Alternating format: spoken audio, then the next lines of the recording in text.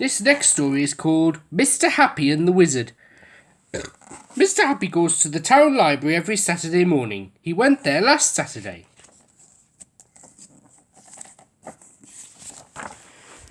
And he went there this Saturday. He was looking along the shelves for a book to read when a very large and rather battered red volume caught his eye. He pulled it out and looked at the spine. It read, Spellbook. He was about to return it to its place when a voice suddenly said, Don't you dare! I've been stuck on that shelf for a week.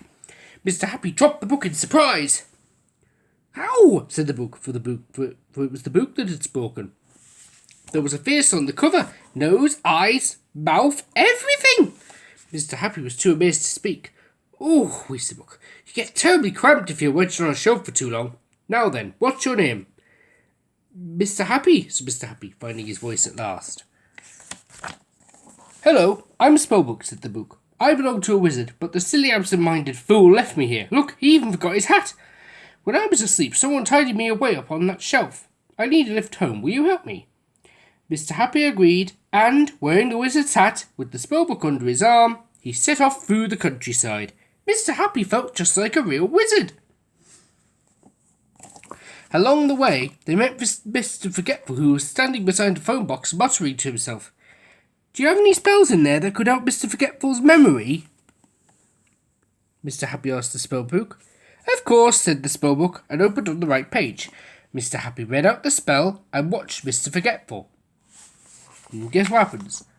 I remember, cried Mr. Forgetful. I've got to ring Mr. Chowbox, and I forgot to lock my house. Oh no, I forgot to turn off my bath. And I didn't post that letter, and I haven't bought any milk, and I must water the plants, and... Mr. Forgetful was frantically running around in circles by this point, worrying about all the things he had forgotten. Oh dear, do you have any spells to make people forget things? Mr. Happy said to the book. The spellbook opened at a different page, and as soon as Mr. Happy had said the spell, Mr. Forgetful looked a lot happier. For what, I don't know, because he's forgotten, hasn't he? Oh well. Mr. Happy and the spellbook continued on their way, and they heard somebody talking to himself around a bend in the road. If I cross over now, then I might get run over, but if I don't cross over, then how will I get to the other side? Oh dear, oh dear. It was Mr. Worry. Mr. Happy looked down at the spellbook. Do you want to know if I have any spells to stop people worrying? Guessed the spellbook, and opened to the right page. Mr. Happy read out the spell. I don't care, shouted Mr. Worry suddenly. Hee! I'm worry-free! I'll just close my eyes and step out into the... Crash! He walked straight into Mr. Bump on his bicycle. Maybe worrying is safer after all, said Mr. Happy, and the spellbook flicked over a couple of pages to the spell that would return Mr. Worry to normal. It was a very long walk to the wizard's house. In the middle of the afternoon, Mr. Happy caught up with a hot and tired Mr. Small. How about a spell for longer legs? Suggested Mr. Happy. Coming right up, replied the spellbook. Mr. Small's legs grew and grew. He strode off down the road at a terrific pace until he reached a tree and banged his head on a branch. The same thing happened on the second tree he came to, and on the trees all the way down the road. Bang, ouch, bang, ouch, bang, ouch! Mr. Happy winced. Shorter legs? Asked the spellbook. Mr. Happy nodded.